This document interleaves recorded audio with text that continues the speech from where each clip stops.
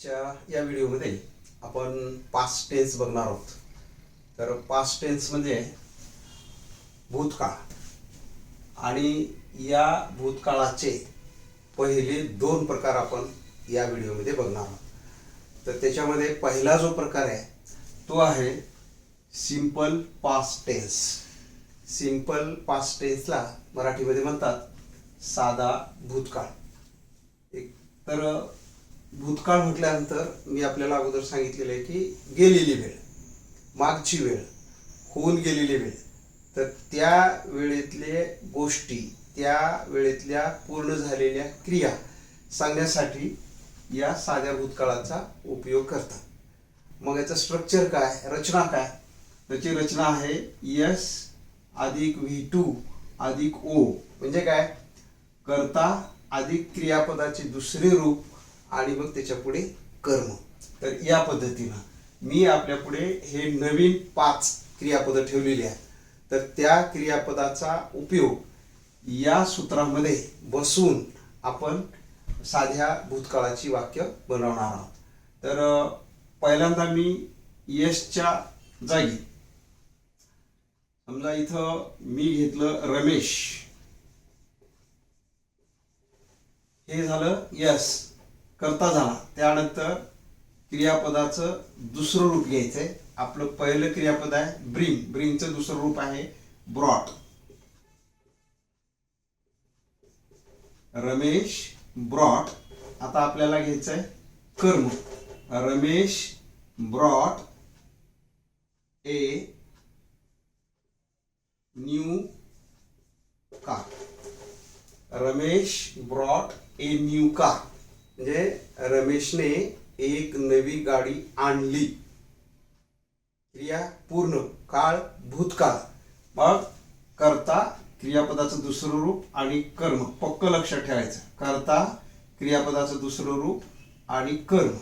या पद्धतीनं झालेली क्रिया सांगण्यासाठी या काळाचा उपयोग करतात. आपण दुसरा कर्ता घेऊया. ही पेचं दुसरं रूप आहे टूक. ही टूक ए पेन. त्याने पेन घेतली. तर या पद्धतीनं कर्ता क्रियापदाचं दुसरं रूप आणि कर्म. त्यानंतर सीमा तिसरं रूप, क्रियापदाचं दुसरं रूप, तिसरं क्रियापद. सीमा गेव. सीमाने दिलं काय? A book. सीमाने पुस्तक दिलं. तुम्हाला वाक्य वाढवायचं आहे. To me. सीमाने पुस्तक कुणाला दिलं? सीमाने पुस्तक मला दिलं. Seema gave a book to me. कुठे दिलं? In the school. अशा पद्धतीनं आपल्याला वाक्य वाढवता येईल. Seema gave a book to me in the school. शाळेत मला सीमाने पुस्तक दिले. या पद्धतीने आपल्याला वाक्य वाढवता येतात. हे जे टू आहे, हे जे इन आहे, हे आहेत प्रिपोजिशन. आणि प्रिपोजिशन वरती एक व्हिडिओ झालेला आहे. वाक्य कसं वाढवायचं ते तुम्हाला प्रिपोजिशन सांगतील. आणि हे आहे आर्टिकल. आर्टिकलवर एक व्हिडिओ झालेला आहे. आर्टिकल कसं आणि कुठं वापरायचं ते त्या व्हिडिओमधून आपल्याला पाहायला मिळेल. तर Seema gave a book to me in the school. त्यानंतर हेल्प आहे. आता आपण दुसरं वाक्य घेऊ. राघव. हेल्पचं दुसरं रूप. हेल्पड आणि ऑब्जेक्ट घेऊ इथं आपण.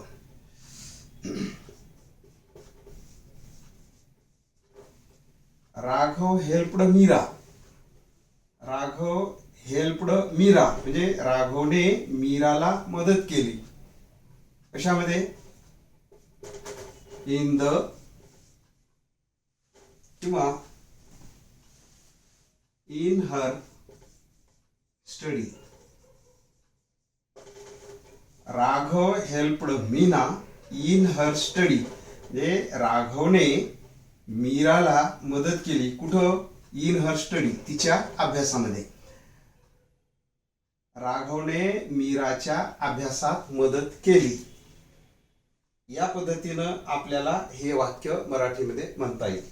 तर अशा पद्धतीनं आपल्याला साध्या भूतकाळामध्ये क्रिया पूर्ण झाल्याचे सांगण्यासाठी, झालेली भूतकाळात क्रिया पूर्ण झालेली सांगण्यासाठी या काळाचा उपयोग करतात. तर अशा पद्धतीने आणखी बरेच क्रियापद आहेत. तर त्या क्रियापदाचा वापर करून या काळाचा अशा पद्धतीनं आपल्याला उपयोग करायचा आहे. यानंतर आपण यातला दुसरा प्रकार पाहणार आहोत भूतकाळाचा. तर तो आहे कंटिन्युअस पास्ट टेन्स, म्हणजे चालू भूतकाळ. कंटिन्युअस पास्ट टेन्स म्हणजे काय? चालू भूतकाळ. कशाला म्हणतात, कुठं वापरतात आणि कसं वापरतात? तर चालू भूतकाळ तेव्हा म्हणतात भूतकाळात एखादी क्रिया चालू होती हे सांगण्यासाठी या काळाचा उपयोग करतात. आता जसं मी अभ्यास करत होतो, मी गावाला जात होतो, मी पोहत होतो, असं बोलण्यासाठी या काळाचा उपयोग करतात. म्हणजे भूतकाळामध्ये ती क्रिया अपूर्ण असली पाहिजे किंवा ती क्रिया भूतकाळामध्ये चालू असल्याचं सांगण्यासाठी या काळाचा उपयोग करतात. तर याच पद्धतीनं आपण ही क्रियापद वापरून या काळाचा उपयोग कसा करतात ते पाहूया. याची काय रचना आहे, काय सूत्र आहे याचं? तर अगोदर कर्ता घ्यायचा आहे आपल्याला. कर्त्याच्या पुढे वाज आणि वेर घ्यायचा आहे. त्याच्यानंतर क्रियापदाला आयएनजी प्रत्यय लावायचा आहे आणि त्यापुढे कर्म घ्यायचं आहे. तर आता इथं कर्त्याच्या पुढे वाज आणि वेर दोन, हे टू बी ची सहाय्यकारी क्रियापद आहे. आपण हेल्पिंग वर्ब्स मध्ये बघितलेलं आहे ते की वाज आणि वेर काय आहे. हे दोन्ही भूतकाळ रूप आहेत. त्याच्यामध्ये वाज हे एकवचनी आहे आणि वेर हे अनेकवचनी आहे. म्हणजे काय की ज्यावेळेस कर्ता एकवचनी येतो त्यावेळेस हे सहाय्यकारी क्रियापद या काळामध्ये आपल्याला एकवचनी वापरायचं आहे. आणि इथं जर कर्ता अनेकवचनी असेल तर त्यापुढे या चालू भूतकाळामध्ये वेर वापरायचा आहे आणि त्याच्या पुढे क्रियापदाला आयएनजी प्रत्यय लावून मग त्यापुढे आपल्याला कर्म ठेवायचं आहे. आता जसं हे बघा, ही हे किती वचनी आहे?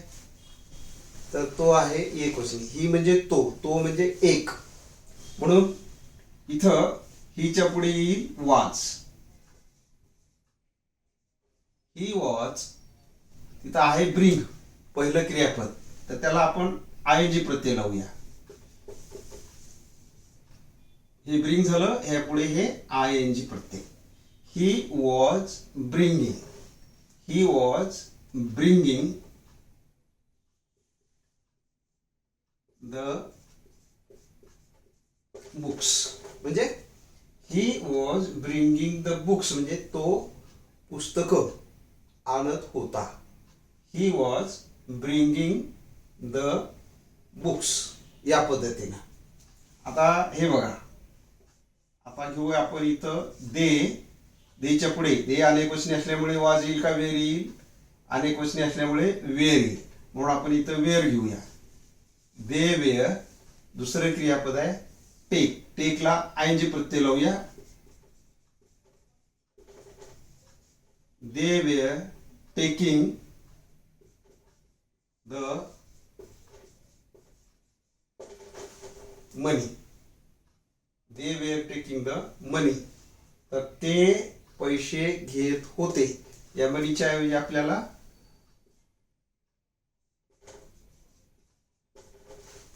Fund, they were taking the fund असं सुद्धा आपल्याला म्हणता येईल. तर तिसरं रूप आहे बघा. इथं एखादं नाव घेऊया आपण. सुरेश. एकवचनी एक अनेकवचनी? तर उत्तर आहे एकवचनी. म्हणून इथं येईल वाज. Suresh was giving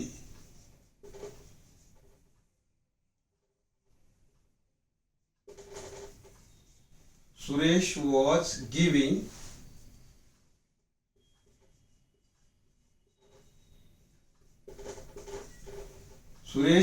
giving the fruits. Suresh फळं देत होता. आता आपल्याला पुढे वाक्य वाढवायचं आहे. टू कोणाला? द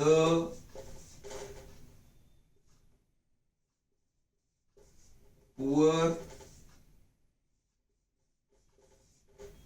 पीपल, गरीब लोकांना. आता हे बघा, इथं हे टू आहे, हे प्रिपोजिशन आहे. प्रिपोजिशन आणि आर्टिकल हे समजले आणि या दोन्हीचा वापर कुठं करायचा आहे ते कळालं की आपल्याला इंग्रजीची वाक्य मोठी करून लिहिता येतात. कशामुळे? प्रिपोजिशनमुळे आणि आर्टिकलमुळे. हे दोन भाग. आणि आपल्याला या वाक्याची रचना समजली की आपल्याला व्यवस्थित वाक्य तयार करता येतात. तर या दोन काळाची व्यवस्थित प्रॅक्टिस करायची. काय विसरायचं नाही, विशेष महत्वाचं म्हणजे याची रचना विसरायचं नाही. साधा भूतकाळ म्हटलं की कर्ता अधिक क्रियापदात दुसरं रूप अधिक कर्म असं तोंडपाठ असलं पाहिजे, की म्हणून मी म्हणतो की ते डोक्यातच बसलं पाहिजे. आता कंटिन्युअस पास्ट टेन्स चालू भूतकाळामध्ये क्रिया चालू होती हे दाखवण्यासाठी या काळाचा उपयोग करतात. मग काय रचना? कर्ता अधिक वॉज वेअर अधिक क्रियापदाला जे प्रत्यय अधिक कर्म हे आपल्याला पाठ असलं पाहिजे. आणि जास्तीत जास्त क्रियापद आणि त्याची संख्या म्हणजेच इंग्रजीचा शब्दसाठा आपल्याकडे जास्त असला पाहिजे. इंग्रजीचा शब्दसाठा ज्याच्याकडे जास्त आहे तो इंग्रजी बोलण्यातला लिहिण्यातला खरा श्रीमंत माणूस असतो. म्हणून आपल्याला क्रियापद आणि इतर शब्द पाठ असलेच पाहिजे. आणि बोलायचं असेल तर या काळाची प्रॅक्टिस आपल्याला करायची आहे.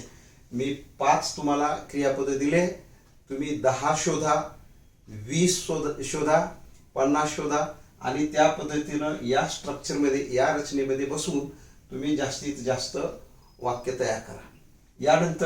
यानंतरच्या व्हिडिओमध्ये पास्ट टेन्सचे राहिलेले 2 प्रकार म्हणजे पूर्ण भूतकाळ आणि पूर्ण चालू भूतकाळ हे 2 काळ पुढच्या व्हिडिओमध्ये आपण बघणार आहोत. हा व्हिडिओ व्यवस्थितरित्या तुम्ही समजून घेतल्याबद्दल परत एकदा तुम्हा सर्वांचे अभिनंदन.